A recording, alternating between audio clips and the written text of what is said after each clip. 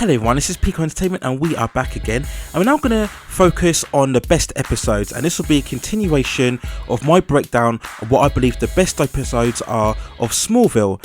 Now, I've already produced a first video with a breakdown of the selected episodes, and you can check that out on the channel, and I will leave the link in the description. So as I continue with this breakdown, I will warn you once again that this will contain spoilers of all episodes throughout the entire series. So I warn you now that prior going to this video, if you haven't seen all of the episodes yet and you do not want to be spoiled, I'd advise you to stop watching this video now, go away, catch up with all the episodes within the series, and then come back and watch this video. Of course, if you don't mind being spoiled, then stay and watch this video throughout. Also hit those like and subscribe buttons and help me grow the channel and produce high quality content for you in the future. So with that out of the way now, we'll now continue with our further breakdown of the best episodes of Smallville. And the next episode we're going to focus on is Run. This is from season 4, episode 5, and this is when Clark comes into contact with a young thief teenager called Bart, and we see in the opening couple of scenes where Clark and Jonathan are on their way to a football game. Bart steals the game tickets from Jonathan, but later on saves him from a car, and we see that he has super speed powers. And when Clark finds this out and comes into contact with Bart, he realizes that Bart is actually a lot faster than him. And we later on get the story where Lex reveals to Clark that he has found a manuscript and it has Kryptonian symbols. This continues the ongoing plot about Lex continuing search for the Kryptonian stones that we saw established in the opening couple of episodes. And Bart later on steals the manuscript but realizes that Clark is in danger, and we see the plots develop over time where both Bart and Clark have to save themselves from the ongoing thieves who are out for the manuscript. And this is overall a fantastic episode. Of course, it's a very famous and well liked episode within the series because this is very much hinting at Bart as the superhero, as we all know, as the Flash. And we have a great scene where we see Clark going through Bart's things, and he's going through all the fake ID, and he name drops all the famous names of the Flash: Jay Garrick, Barry Allen, Wally West. And I love the character dynamic between both Clark and Bart. It's very much of a older brother, younger brother chemistry that we have on it, and both actors play it particularly well. It's a fantastic relationship that we see developed throughout the episode, and it's again very specialist of Smallville how it was so adept at handling the different character relationships and really building on the personal struggles and dilemmas and building bonds between characters. And this is a fantastic example of two characters coming together with superpowers. They have different opposing point of views,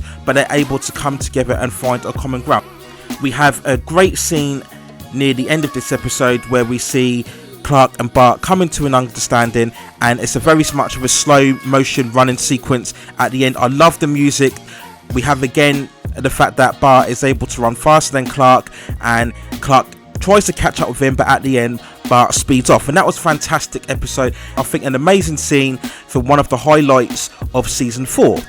We go on to the next episode, and that is Transference, and this is season 4, episode 6, and this is another standout episode of the season where we see Lionel continuing his term in prison, and he meets up with Lex with the intention of swapping bodies with him, again with use of one of the Kryptonian stones.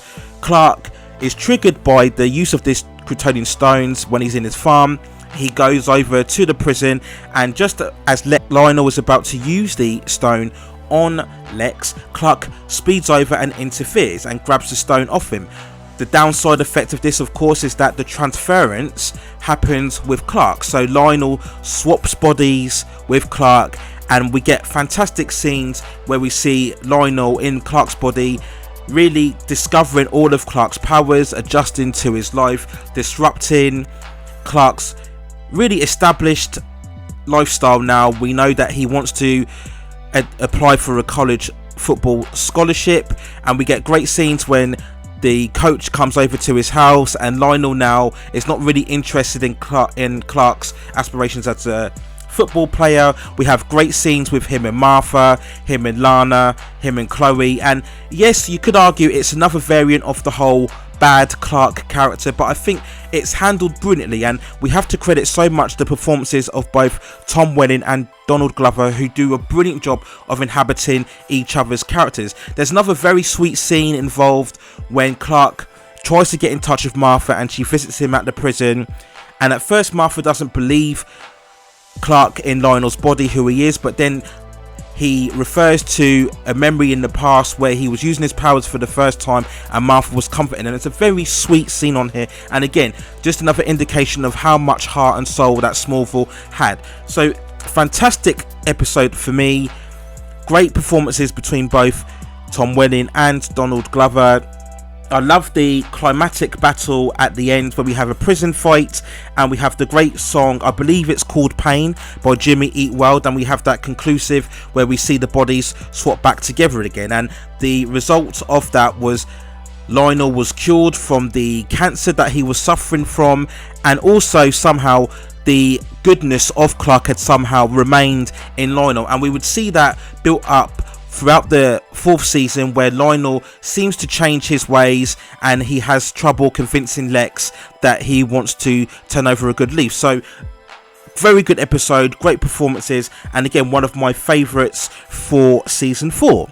We go on to the next episode, and that's Nemesis. This is from season 5, episode 19, and the plot here is that we have a special forces soldier who sets off an explosion in one of Lex's secret underground labs, and her purpose is she wants to take hostage Lex because she wants to find out the location of her husband, who she feels has been captured by Luthor Corp.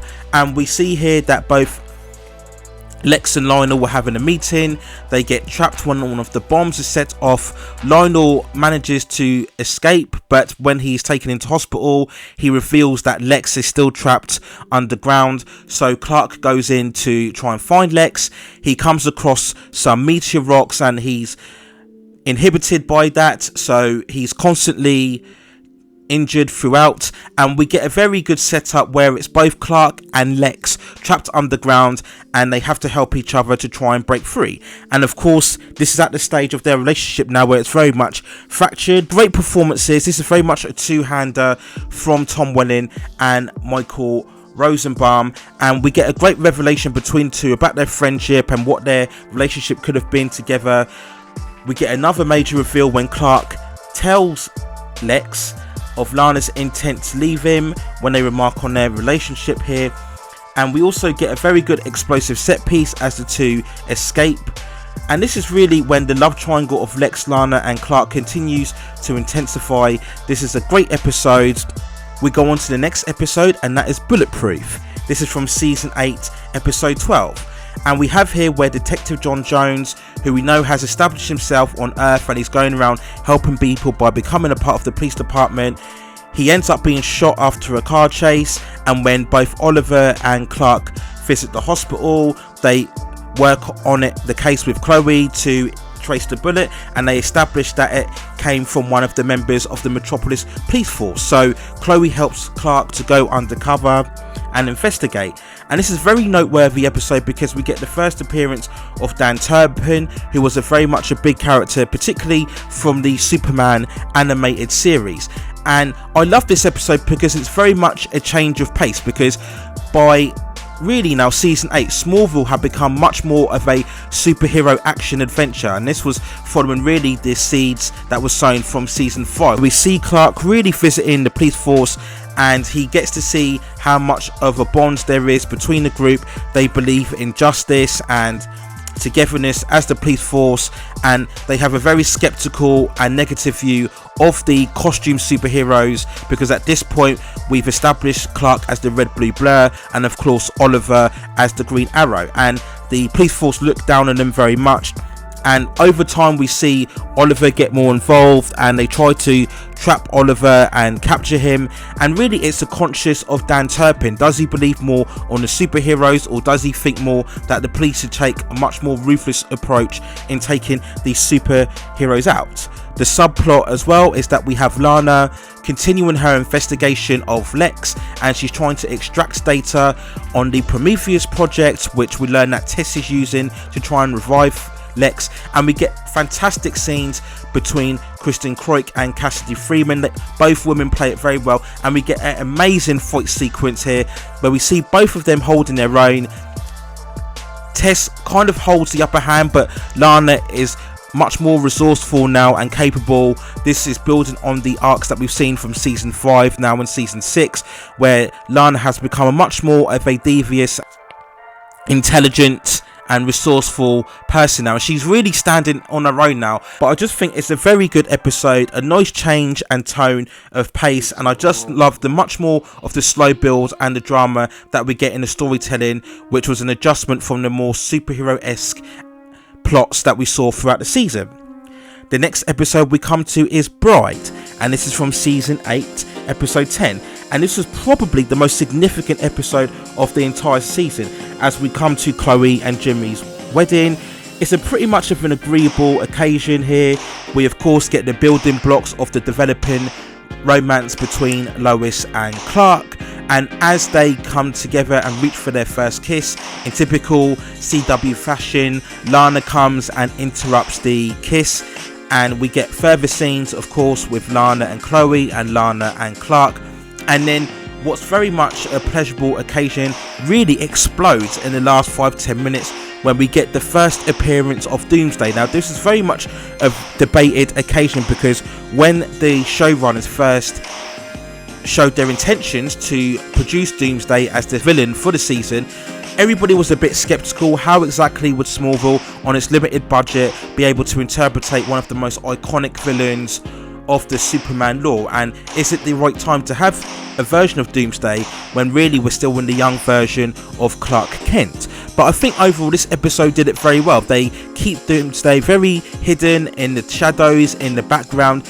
and we see finally at the end, after really an intense blood splattered climax when he's attacking Clark, he's attacking Jimmy, who we see later on in the season incurs very serious injuries, and Clark tries to fight Doomsday off but he can't in the end.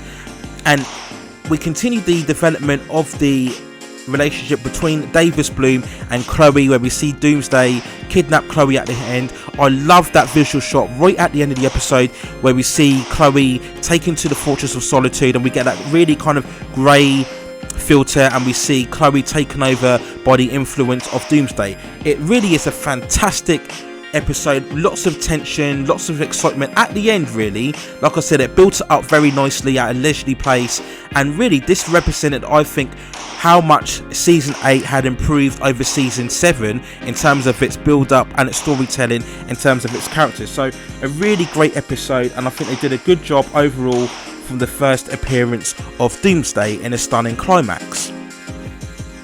We go on to the next episode, and that is Descent, and this is from season 7, episode 16, and this is another significant episode from this particular season, as it represents at the time the final appearance of Lionel Luthor, where we see at the beginning of the episode Lex continuing his obsession with attaining the key to find the source of the identity of the Traveler, and this results in him in a shocking development, I think, for an opening episode, in pushing Lionel from the building and killing him. And I think this was very controversial at the time, because as we all know, one of the most fascinating and best elements of the entire series was the dynamic between Lex and Lionel, and the show did such a brilliant job over 7 seasons of really developing this dynamic of a chess game between the two. We've seen over the years of the two personalities constantly trying to maneuver each other, with really trying to struggle to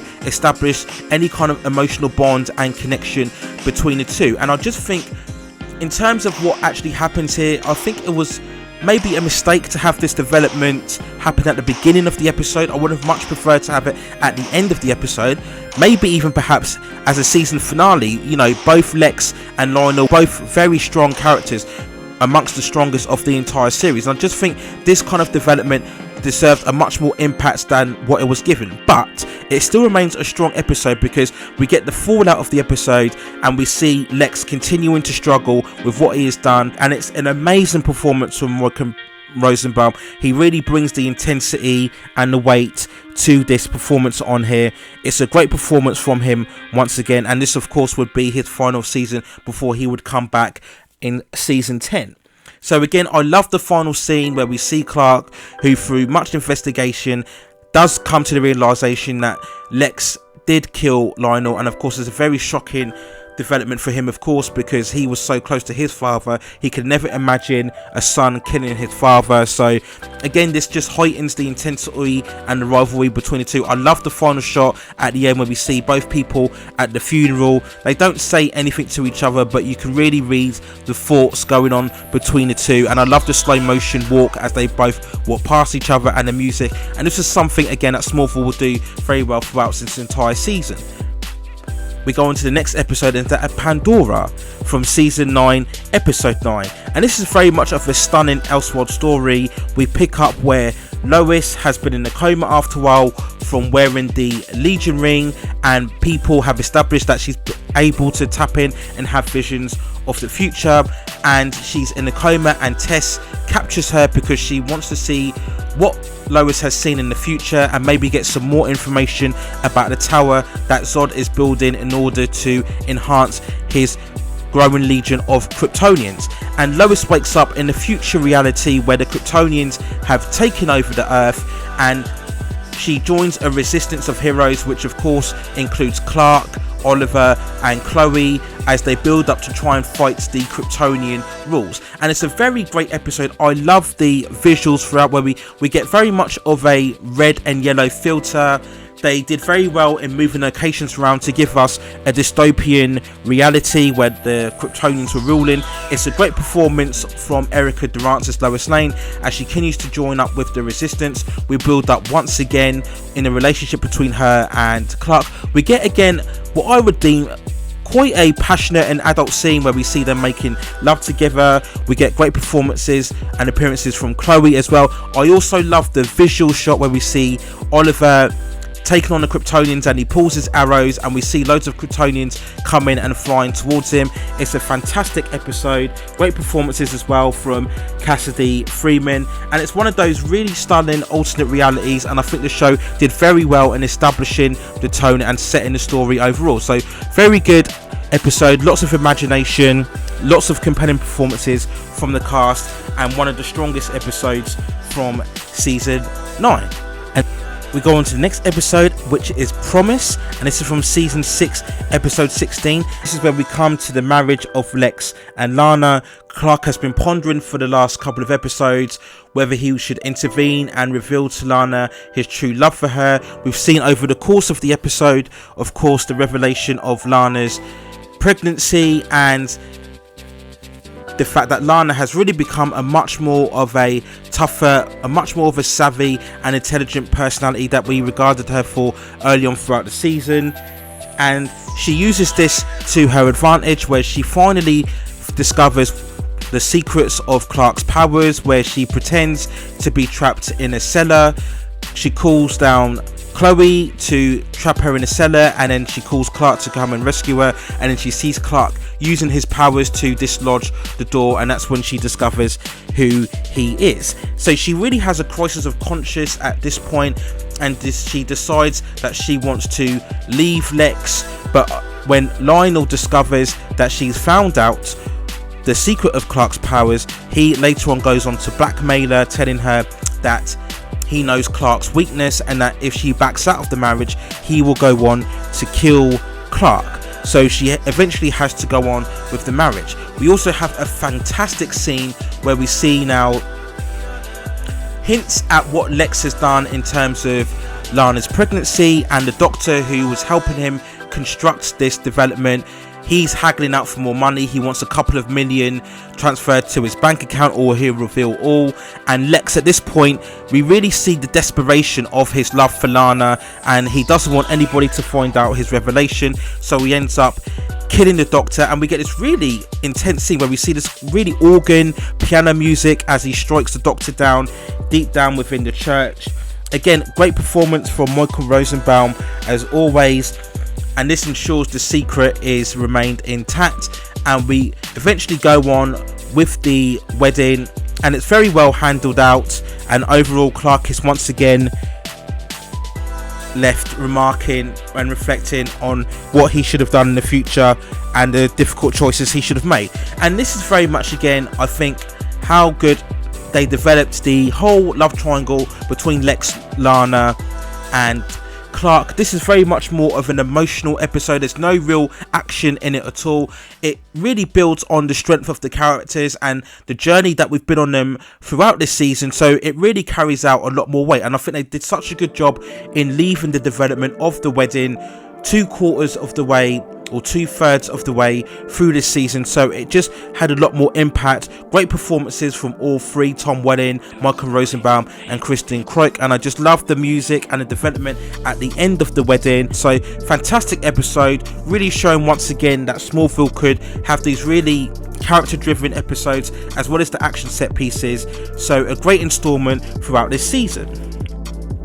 We go on to the next episode, and that is Combat, and that is from season 6 episode 7, and this is when we continue the ongoing arc of the Zoners, who we know of course escaped from the opening premiere episode of season 6, and Clark comes up against another Zoner called Titan, who is part of an underground fight club, and we see that the Doctor in charge of this shows the fights online because he wants to build up supporters for it, and we see these really brutal killings that Titan is involved in. So of course Clark and Chloe go to investigate when they realise that a Zoner is involved, and the tension is heightened up because Lois, now who is really developing this more of a reporter type of personality, she investigates what's going on in the club and she gets caught in the combat. And this is a standout for me because we get an amazing fight sequence between Clark and Titan, which is probably, I would say, the best fight sequence of the entire series. It's a brilliantly staged and executed fight scene where we see slow motion shots between both combatants. It's great because we see Clark much more in this black outfit as opposed to the red and blue typical outfit that he would become defined for throughout the series. And I just love the fight choreography and the use of slow motion and lighting and angles and filters as we see the different blows that Titan is crushing through the rocks, and then Clark seemingly struggles at first, but then he gets the upper hand, and we see those slow motion shots of him throwing typical punches, the headbutt, and then he would define what would really be a type of typical special move where he throws a vicious uppercut through Titan, who collapses on the floor. And I just love the music, I love the atmosphere and the choreography throughout this sequence. It's an amazing fight scene, really what we should have got more, I think, for the climatic battle between Clark and Doomsday for the season finale, but just a fantastic fight scene and really one of the standout scenes in episodes from season 6.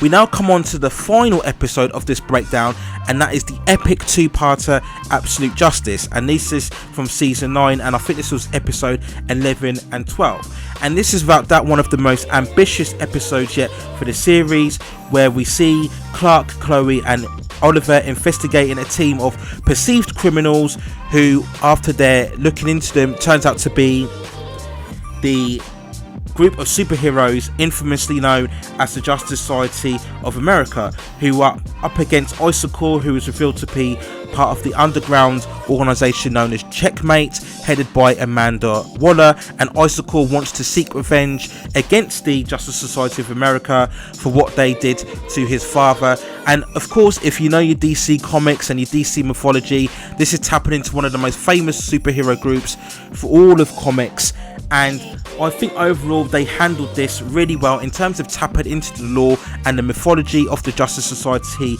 of America. We get great character moments between both the team of Oliver, Clark and Chloe, and the likes of Hawkman, Stargirl and Dr. Fate. And I know at the time people may have criticised the look of the comics, but I think you have to establish that Smallville was really operating on a smaller budget, and this was a really big undertaking for them for what they were trying to achieve. I believe these two episodes were the highest rating throughout the whole of the season 9, and I just think it's a very ambitious and a very well handled for the most part in terms of juggling all the characters and different plot story devices that we see on here. If there was a weak point, it was probably the villain of Icicle. There probably wasn't enough development from him. We needed really more time spent with him, and maybe a bit less time in terms of Tess and Lois, and we could have maybe established more the motivation of Icicle and what he was trying to do, and maybe perhaps they could have introduced a few more characters and the power scaling, because Icicle was strong enough to be a threat to the whole team. But besides that, like I said, I think it was very ambitious, and I think they did overall very well in terms of handling the story and the dynamics and banter between the two. So a very ambitious standard episode of season 9, and I think it was handled very well in terms of what Smallville could achieve. And really, this was the stage now we were tapping more into really a superhero-esque storyline. It's moved a lot more now away from being Smallville and being more Metropolis storyline, practically now building towards hints of the Justice League and the superhero adventure that will come to follow in the future. So a great episode and a massive standout of the 9th season. So those are my thoughts on the breakdown of the best episodes of Smallville part 2. There will be a final part 3 which I will upload as soon as I can, but as with part 1, let me know what you think in the comments below. Do you agree with this selection, or do you feel there are other episodes that I've missed out on here that you think deserve recognition? Let me know in the comments, and I may indeed provide an individual review of those selected episodes in the future. But that's it for now on the part 2 of the best episodes of Smallville. Let me know what you think in the comments below. Part 3 is soon to follow. Take care of yourselves, stay at safe distances, and I will see you very, very soon.